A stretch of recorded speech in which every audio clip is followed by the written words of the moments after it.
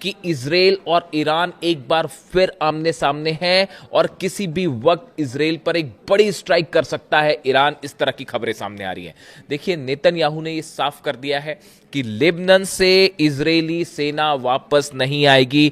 Netanyahu says Israeli army will stay in Lebanon as long as necessary. देखिए, ये deal की इस MOU की जो पहली शर्त थी वो यही थी कि लेबनान पर हमले रुकेंगे, लेकिन हमले नहीं रुके। इस शर्त का हिस्सा यह था कि लेबनान से इजराइल की सेना वापस आएगी। नेतन्याहू इसके लिए भी तैयार नहीं है और हालात ये हैं कि लेबनान के 6 शहरों पर, 6 अलग अलग शहरों पर इजराइल की तरफ से भारी बमबारी की गई है। हेलीकॉप्टर्स ने बम बरसाए हैं, वहां पर ग्राउंड ऑपरेशन चल रहा है। इजराइल की सेना जबरदस्त गोलीबारी कर रही है।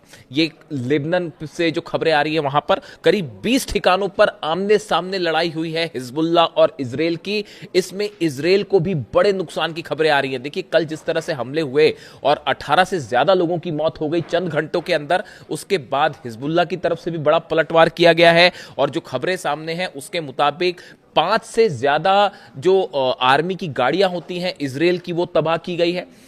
कई टैंक्स, जो मरकावा टैंक्स है, उनको तबाह कर दिया गया है। कई इजरायली सैनिक घायल हुए हैं और मौत की भी खबरें आ रही हैं। यानी हिजबुल्लाह की तरफ से भी अब जबरदस्त पलटवार किया गया है। देखिए, ये जब एमओयू साइन हुआ उसके बाद तमाम कोशिश हुई कि किसी तरह से नेतन्याहू को रोका जाए, लेकिन नेतन्याहू नहीं माने। यही वजह थी कि ईरान ने जिनेवा जाने से मना कर दिया और ईरान के सुप्रीम लीडर समेत तमाम सेना के बड़े अधिकारियों की तरफ से ये बात सामने आ चुकी है कि अगर नेतन्याहू नहीं रुके तो फिर इसका नतीजा ये होगा कि ना सिर्फ ये एमओयू खत्म हो जाएगा, डील खत्म हो जाएगी, बल्कि एक बार फिर जंग शुरू हो जाएगी।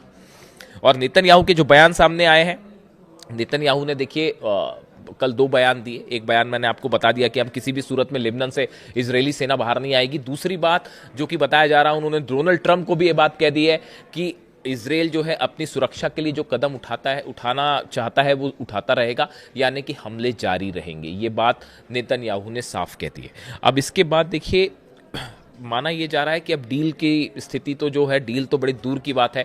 एमओयू की जब पहले दौर की ही बातचीत शुरू नहीं हो पाई तो पूरा क्वेश्चन मार्क लग गया है हर चीज पर। हॉर्मूज से जो अमेरिका के जहाज थोड़ा पीछे हटे थे, उन्हें रोक दिया गया है वहीं पे। यानी हॉर्मूज अभी फिलहाल धीरे धीरे खुलना शुरू हुआ था, लेकिन 24 घंटे के अंदर ही वहां पर जो है हालात फिर से एक दूसरे के आमने सामने वाले हो गए। इसी बीच डोनाल्ड ट्रंप का एक बयान आया। देखिए, इस तरह की खबरें चल रही थी कि जेडी वेंस जो है वो नेतन्याहू से नाराज है और उन्होंने काफी कुछ कह दिया है कि हम आपको हथियार नहीं देंगे वगैरह वगैरह, इस तरह की बातें। लेकिन डोनाल्ड ट्रंप का बयान आया है। डोनाल्ड ट्रंप ने इस बात को फिर कहा है कि इजराइल हमारा साथी है, नेतन्याहू मेरे दोस्त है और हम इजराइल को हथियार देते रहेंगे। देखिए, ये बात तो है ही, हम हमेशा से आपसे कह रहे थे, मैं बार बार ये बात कह रहा हूं। इस तरह की जो खबरें आ रही हैं कि ट्रंप और नेतन्याहू में कोई तनाव है, अमेरिका और इजराइल में कोई तनाव है, ऐसा कुछ नहीं है। जो कुछ भी हो रहा है, बड़े सारे एक्सपर्ट से मान के चलते हैं कि जो कुछ भी हो रहा है ये एक बड़ी रणनीति का हिस्सा है और एक बार फिर ईरान के साथ धोखा हो सकता है। इस बात के लिए आरजीसी तैयार है। देखिए, कल बीती रात, मुहर्रम का वक्त चल रहा है, बीती रात ईरान की सड़कों पर लाखों लोग जमा थे। चाहे तेहरान हो, चाहे तमाम अलग अलग शहर, और सब जगह से एक आवाज उठ रही है, लब्बैक या हुसैन। और पूरा ईरान एकजुट है और किसी तरह की, देखिए, एमओयू के पक्ष में तो वहाँ की जनता बाय एंड लार्ज थी ही नहीं। ये एक ऐसा फैसला था जो ये सोच के लिया गया कि दुनिया में एक शांति स्थापित हो, एक बार फिर कोशिश की जाए, ईरान के लोगों को रोजगार मिले, हालात बेहतर हों, शांति के लिए एक कदम ईरान ने अपनी तरफ से उठाया था। लेकिन एक बार फिर धोखा मिला, जिसको लेकर जो है बार बार यही बात कही जा रही थी। अब इन हालात में न सिर्फ ईरान की आवाम बल्कि वहाँ की लीडरशिप एक बार फिर बेहद गुस्से में, और बताया जा रहा है कि मुस्तफा खामेनी एक बार फिर कोई बड़ा फैसला कर सकते हैं इस एमओयू को लेकर। और इस बार अगर एमओयू टूटता है या डील के मामले में मामला आगे नहीं बढ़ता है तो ये फिर से जंग की तरफ ले जाएगा। लेकिन इस बीच देखिए, मैं आज छोटा सा जिक्र करना चाह रहा हूँ एक ऐसे मुद्दे का जो बेहद गंभीर है, और बताया जा रहा है कि एक बड़ा कोवर्ट ऑपरेशन शुरू कर दिया है बेंजामिन नेतन्याहू ने, मोसाद ने, इजराइल ने। ऐसा कई एक्सपर्ट्स बता रहे हैं। ऑपरेशन ऑक्टोपस नाम दिया गया इसको। देखिए, ये दूसरे दिन 2 दिन पहले एक खबर आई, एक हमला होता है ईरान में। देखिए, ईरान के एक top nuclear scientist doctor Mehrdad की गोलियों से हत्या कर दी गई, उन्हें गोलियां मार दी गई और उनकी मौत हो जाती है। ये ठीक 2 दिन पहले की घटना है। मैं इस पे नज़र बनाए रखा था कि इससे क्या जुड़े अपडेट आते हैं, और अब ये बताया जा रहा है कि ये मोसाद से जुड़ा ऑपरेशन हो सकता है। देखिए, ये माना जा रहा है कि ये एमओयू साइन होने के बाद एक बड़ा प्लान तैयार किया गया है, जिसमें ईरान के कई टॉप लीडर्स को, कई टॉप साइंटिस्ट को, और इसके साथ ही आईआरजीसी के बड़े अधिकारी, वो सब के सब मोसाद के निशाने पे हैं और किसी पर कभी भी हमला हो सकता है, ताकि ये डील, ये एमओयू मामला आगे ना बढ़ पाए। और ये जो ईरान के टॉप साइंटिस्ट हैं डॉक्टर मेहरदाद, इनका बहुत बड़ा रोल रहा था ईरान के न्यूक्लियर प्रोग्राम में, उनकी हत्या हो जाती है। इसके साथ ही एक बड़ी स्थिति यह है कि यूक्रेन में भी कई न्यूक्लियर साइंटिस्ट को निशाना बनाया जा रहा है। जो नई रिपोर्ट आई है उसके मुताबिक यूक्रेन के हमलों में एनरगोडार इलाका है, वहां पर जो ड्रोन स्ट्राइक्स हुई, मिसाइल स्ट्राइक्स हुई, उसमें रूस के 2 बड़े न्यूक्लियर साइंटिस्ट को निशाना बनाया गया। ये बड़ी हैरान करने वाली बात है कि जिस तरह से यूक्रेन भी हमले कर रहा है और रूस के साइंटिस्ट को निशाना बनाया जा रहा है, उसी तर्ज पर ईरान को भी न्यूक्लियर साइंटिस्ट को जो है वो निशाने पर लिया जा रहा है। ये क्या कोई बड़ा कोवर्ट ऑपरेशन शुरू हो चुका है? देखिए, रूस के ठिकानों पर हमले किए यूक्रेन ने, फिर एनर्जी ठिकानों पर हमले हुए, फिर परमाणु प्लांट्स पर हमले हुए, और उसके बाद अब साइंटिस्ट पर हमले हो रहे हैं। आप ध्यान से देखें, ईरान में भी बिल्कुल ऐसे ही हुआ। पहले ईरान के अलग अलग ठिकानों पर हमले होते हैं, एनर्जी सेंटर्स पे हमले हुए, उसके बाद ईरान के परमाणु प्लांट्स जो हैं, न्यूक्लियर प्लांट्स हैं, उस पर हमले हुए, और अब साइंटिस्ट पर भी हमले हुए। ये एक जैसी सिमिलैरिटी ये बता रही है कि एक बड़ा ऑपरेशन है जो शायद सीआईए और मोसाद के कोऑर्डिनेशन से चल रहा है, ऐसा कई एक्सपर्ट बताते हैं, ऐसे ईरान के आरोप है।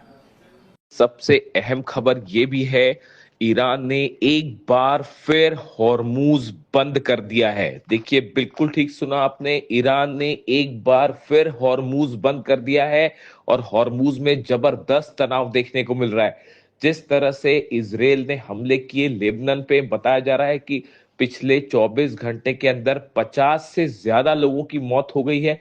पूरे लेबनान में, खास तौर पर दक्षिणी लेबनान में जो हमले हो रहे हैं, ग्राउंड ऑपरेशन हो रहा है।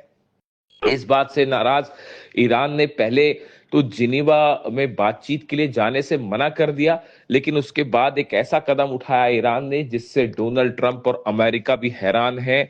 ईरान ने एक बार फिर हॉर्मूज को ब्लॉकेड करना शुरू कर दिया है, बंद कर दिया है हॉर्मूज को।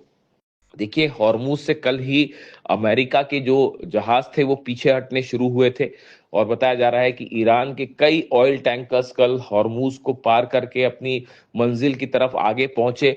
लेकिन जिस तरह से लेबनान पर हमले हुए, उस बात को लेकर ईरान खासा नाराज है, ईरान के जनरल नाराज हैं, और उन्होंने हॉर्मूज में एक बार फिर अपनी ब्लॉकेट कर दिया, उसे बंद कर दिया, और वहां पर जो है अपनी छोटी बोट्स जो है उसकी तैनाती बढ़ा दी है, अपने जंगी जहाजों की तैनाती बढ़ा दी है।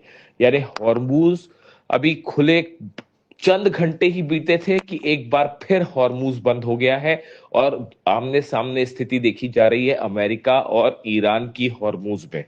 डोनाल्ड ट्रंप की तरफ से कहा गया है कि नेतन्याहू को लेबनान पर हमले रोकने चाहिए, लेकिन ईरान का कहना है कि सिर्फ ऐसे बयानों से काम नहीं चलेगा, और पूरी तरह से लेबनान में युद्ध रोकना अमेरिका की जिम्मेदारी है, हमले रोकना अमेरिका की जिम्मेदारी है।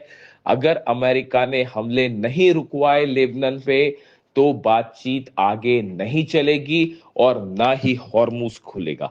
इस मुद्दे को लेकर, हॉर्मूज को लेकर अब एक बार फिर तनाव बढ़ता दिखाई दे रहा है, और बताया जा रहा है कि अगले 24 घंटे में ये तय हो पाएगा कि इजराइल और लेबनान, खासतौर पर हिजबुल्ला के बीच जो हमले हैं, क्या वो जारी रहते हैं या वो किसी सीज फायर की तरफ आगे बढ़ते हैं।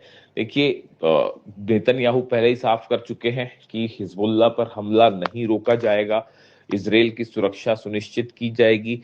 लेबनान में जो जमीन पर इजराइल ने कब्जा किया है, नेतन्याहू उसे भी खाली करने के लिए राजी नहीं है, पीछे आने के लिए राजी नहीं है। ऐसे में ईरान और अमेरिका की बातचीत कितने दिन चल पाएगी, इसको लेकर अब बड़ा सवाल खड़ा हो गया है।